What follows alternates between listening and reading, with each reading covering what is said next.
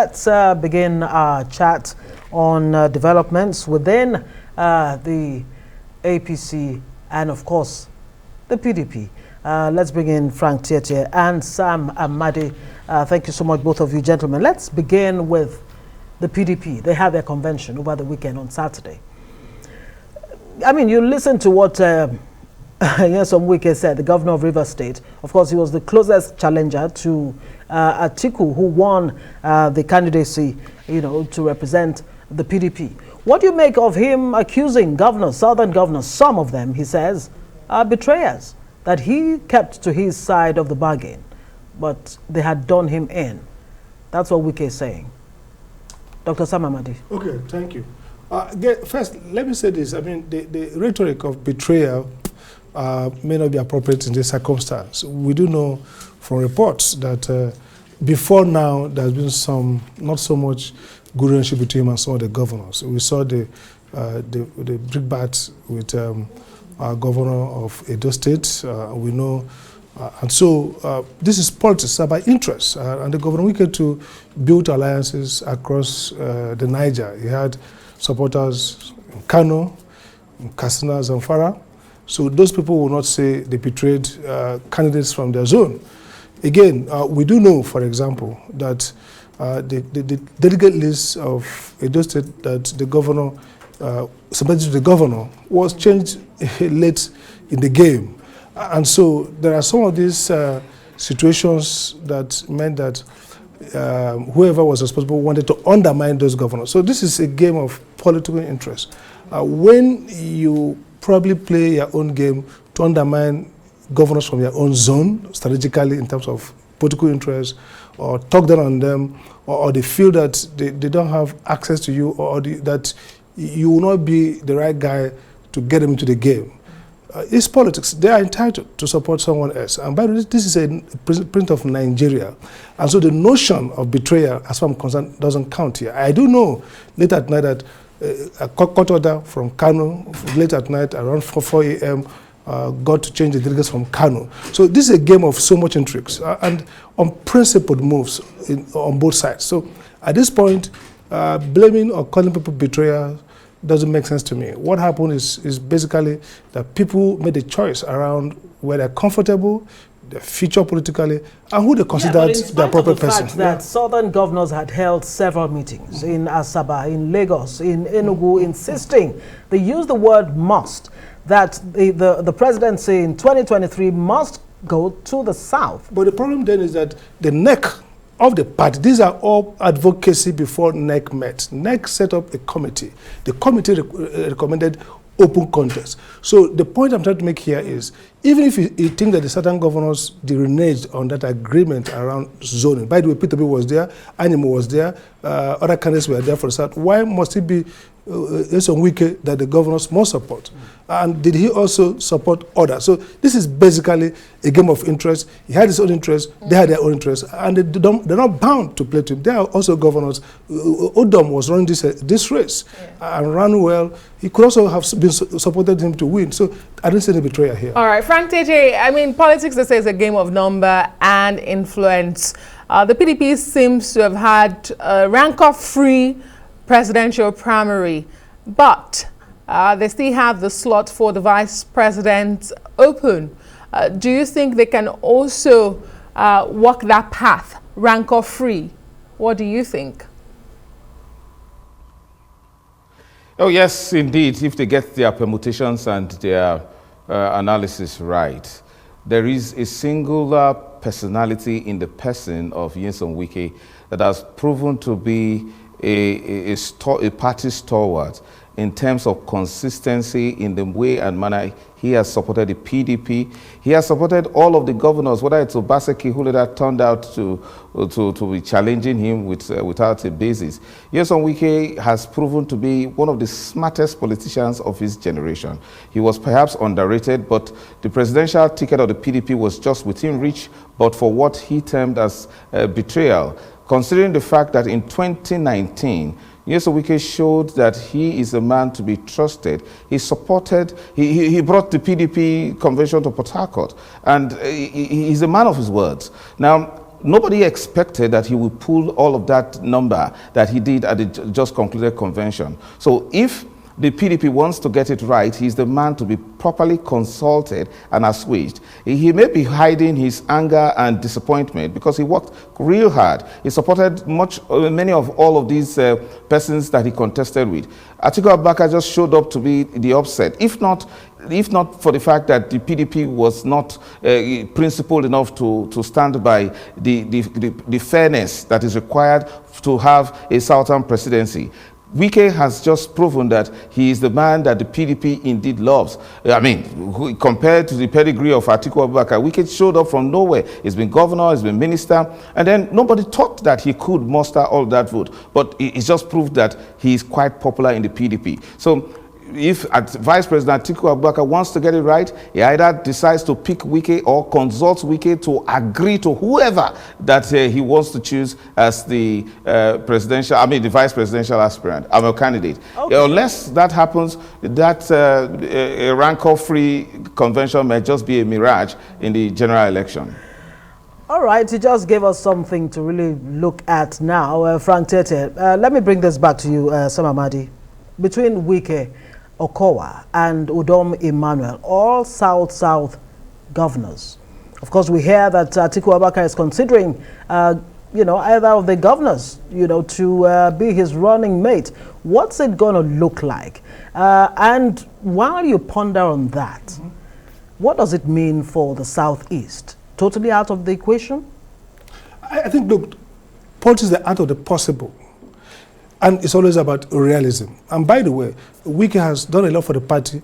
He himself has even said he's not running for vice presidency. So we don't have to hold court that, he must be vice president. But again, look, the party has a process. The candidate himself, Atiku.s Abubakar, is an experienced candidate. In 2019, they had a process. It was zoned to the Southeast, and the Southeast they met, and of course, PDP got it. And some of the stalwarts like Omahe, Ekuremadu, they didn't like that process. Now, what's going to happen, in my view, is very simple. Atiku has contacted Wike, who is a backbone of the party, not less. But you see, the vice presidential slot is for many reasons. One, you're going to look at who is acceptable across, because it's actually a subordinate position. You just have to be loyal to the president. So this is not a co-president. This is vice president, right, whose portfolio is often effectively defined by the presidential leave that grants to him. Second, you're going to look at the base that the person comes from in terms of number, generation. I mean, look, delegate election is easy to win if you have the big pocket we've seen today. So all this exaggerated greatness is actually have the money to finance even takeover of courts. Yes, we take over courts, we take over party leadership. That's not what you need for a general election. You have to have a candidate who supports the president and who can appeal to across all board. You also have a candidate who can come out and campaign. This is not just about, you're not going to struggle over delegate lists. You're going to appeal to the masses. 2029 election will be competitive. We've seen the dynamics going on with third party. PDP is revving up some unvoted, people didn't vote before. You see Kwakwanzo doing exactly that. So I think the PDP will go through their process. They have NEC, they have NW, they have elders. I don't sit with Atiku, sit with Wike, sit with the governor of, for example, the governor of Delta is a powerful governor in this game. Obaseki comes with a lot of credential. Udom, who has also proved both friendly, resilient, and capable in what he has done, as well as the way he runs his campaign. Anyim is also in the mix as a very stabilizing force, somebody whose stability and capability is well established. So it's going to be a consensual. Wike has said clear that it's going to support everybody. It's going to work as a real party man. So I see the party coming together and looking at checking out the list. Who will give us better, votes, higher votes? Who will also kind of not generate tension within the party, because look, you don't want to have a vice president who could topple the president, and of course Atiku is so experienced to know how to manage all these things. Indeed. Well, Frank Tietie, Dr. Amadi just mentioned Peter Obi, who has emerged the presidential candidate of the Labour Party after leaving the PDP. Is it too early to discuss the implications of this? He talks about national rebirth. We see some sort of movement. I don't know if you can weigh in on that. What are his chances as the presidential candidate of the Labour Party? Well, his chances are quite slim. And again, I want to express that it is regrettable that Peter Obi ever left the PDP. We were talking about a vice presidential candidate for running mate to Atiku.s Abubakar. Who else would have been better than Peter Obi if he only remained in the PDP? The post of a vice president is not necessarily that dormant, but it's also preparatory. It reminds me of Vice President Alex Okowa deputizing to Shehu Shagari. In 1987, it was very, very clear that the presidency was going to move to the southeast because Okowa served Shagari very well, and he stabilized the presidency quite well with the mixture of his intellectual prowess. Now, Peter Obi, didn't have to leave PDP, and to go to a Labour Party that doesn't have strong structures, what can he actually get? Peter Obi, I had opined earlier, simply reigns in the social media containing a number of persons who probably are not registered voters, or who, even if they are registered voters, would hardly come out to vote. Peter Obi is quite popular, holding populist views about economics and politics, yet they're not quite realistic. So it's painful that Peter Obi ever left the PDP. And right now in the Labour Party, let us be realistic. The only thing that he has achieved is that he would have his name on the ballot as a presidential candidate, not that he would be dreaming of winning to become Nigeria's president. It's that simple.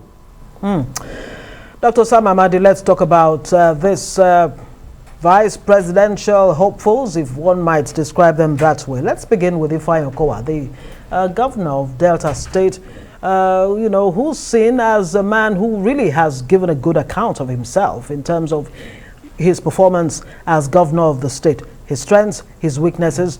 What do you think he'll bring on? I think that these editors got it right. In terms of strength. First, Okowa played some role in the outcome of this election. Many people didn't know the role he played. So he's very influential in the party. He comes from a state that has capacity for financing. What we've seen in Nigeria is public financing of elections. So public funds to be used. So that helps me a lot. He's also a position with a lot of guile and smartness. He has a way of meandering and getting things done. So he will be, and it's not too ambitious, it looks like, in the face of it. So he will be a candidate that really could appeal. Again, his South Delta is also kind of from the Anyim side of Delta, which can appeal to this notion of maybe Igbos carrying the leaking basket in all these transactions. So I think he's probably the strongest on that pack, who has the capacity. He has managed data fairly well, in my opinion. He has the political dexterity. And he also had network in PDP. He has been a smooth operator. And again, he has always discharged all responsibilities in PDP, Aggregation Committee, last convention 2019. He has always done them nicely. Right. And I think he has a lot of credit in the party. Well, looking at his weaknesses, not exposed to national politics. Look, a governor, a former senator, 2 times governor, national politics, he's not as exposed as Atiku or Tinubu or some other heavy hitters. But this is a governor 2 times and a senator. I think he has enough to deputize for a presidential candidate who is almost overqualified. Frank Tietie, do you want to speak to Governor Okowa's strengths and weaknesses, or should we move to the neighboring state where we also have a People's Democratic Party governor? I'm interested in Governor Okowa because he governs my home state. And I think he doesn't enjoy such kind of popularity that Dr. Amadi ascribes to him tonight. Okowa just simply upstaged his political benefactor, James Ibori. Let us make it clear. Wike has maintained that none of those who betrayed him would enjoy his support. And I think Governor Okowa stands as one of the #1 betrayers of Governor Wike. And he did the same thing to former Governor James Ibori. He hasn't governed Delta State very well. But again, he's a very smart politician. There's no doubt about that. And every president should be wary of the kind of personality of Governor Okowa. He would not make a very good vice president because he is a very fantastic schemer. So I don't think Atiku in any way should consider him. Again, given what he has done to Ibori, given the way he has managed the state resources, Dr. Amadi says that Delta State is a very rich state. What are the indices of development in that state? So it is going to be a very bad sell for the PDP if he's ever considered as a vice presidential candidate to Atiku.s Abubakar. He should not be considered at all. Very quickly, in 1 minute, we have two more gentlemen to talk about. Obaseki, Dr. Sam Amadi. Let's speak to his strengths and weaknesses. Well, he says it's technocracy. I mean, he's a great technocrat, and one can argue, depending on how you look at the half full or half empty that he has done well in terms of development, especially human capital development in Delta. Now, the shortfalls is that he has very small power base.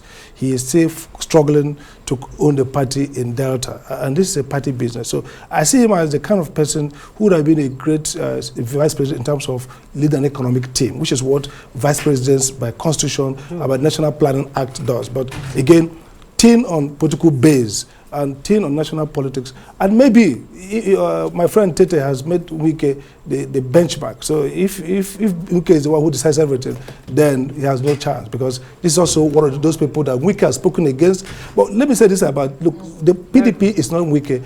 Wike is a great member of this party. The party was founded before him, the party existed before him, and the party will continue. So we shouldn't use who is friendly with Wike as a benchmark of VP. That belittles the Atiku himself, who is an experienced politician. So I think that he is great on technocracy, but maybe poor on having a political base, that you need this for momentum, for campaigns, and also for funding. So I think maybe he will be second tier for consideration. Frank Tietie, some people may say a governor who is able to upstage a one-time godfather, perhaps it shows how strong he is in politics and is not a stooge. But let's talk about Anyim, former president of the Senate, former SGF. What are his chances as a vice presidential candidate for the PDP under Atiku? That is the kind of person that should be considered. In all fairness, there is the need to have a southeastern president. I am of the strong view, supported by history, that the position of a vice president is preparatory to becoming president. And Anyim as the Senate president, brought a lot of stability to the National Assembly in an unprecedented manner. Even despite the topsy-turvydom of the Obasanjo years, Anyim was able to stabilize the country's parliament. And again, being from the southeast, gives him a lot of advantage. The southeast brings in a lot of votes, other than the small pockets of votes that will come from the south states of Edo or Delta, and then consider, I mean, whether you like it or not, Wike has pulled his weight. So in every ramification, Anyim has the poise, the kind that will not, give sleepless night to any president, the way Atiku was at a time to Obasanjo. So Anyim has so much going in his support to be touted as a possible vice presidential candidate to Atiku Abubakar. Sam Amadi, will he assuage the feelings in the southeast if he becomes vice president? I think this is where I agree with my friend Tietie, that Anyim is the best on this pack. I mean, experience, poise, calmness, stability. And again, the work of a VP requires somebody who will do backstopping politically for the president. So Anyim has the capacity to bring people together on the table. He has that smoothness to create a reconciliation.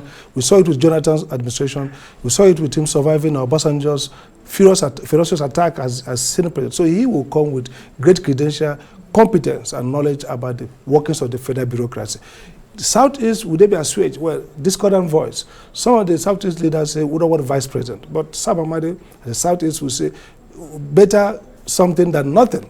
So an Anyim VP would go a long way to create a prospect that the Southeast, in PDP and Southeast, will come back. And there's a danger that the PDP might lose the Southeast, especially to be being a strong candidate for the Southeast. So I think Anyim VP will be the best thing that can come to deal with the tragedy that the Southeast misses out completely from this arrangement. Strong on character, strong on competence, strong on loyalty, again, will appease the Southeast. Maybe the smartest choice in that lineup. Okay, very quickly, Frank Tietie, Emmanuel, governor of Akwa Ibom State, he garnered 38 votes at his attempt to clinch the ticket. What do you think?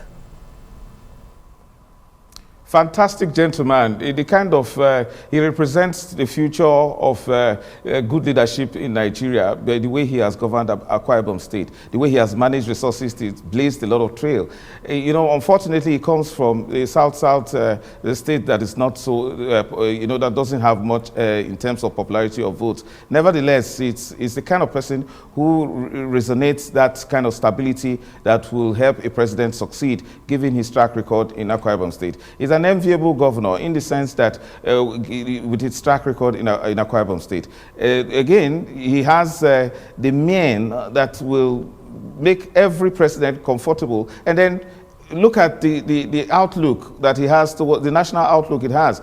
Our country needs unity at this point. So with Atiku's pledge to unify everybody, and then with the kind of fantastic personality of Udom Emmanuel with a good track record, I think it's a good outlook for Atiku if he picks such a person, but not as qualified as Anyim at this time. All right, Dr. Sam Amadi, Frank Tietie, thank you both, gentlemen. Dr. Sam, I know you wanted to say something about Anyim. Unfortunately, no time.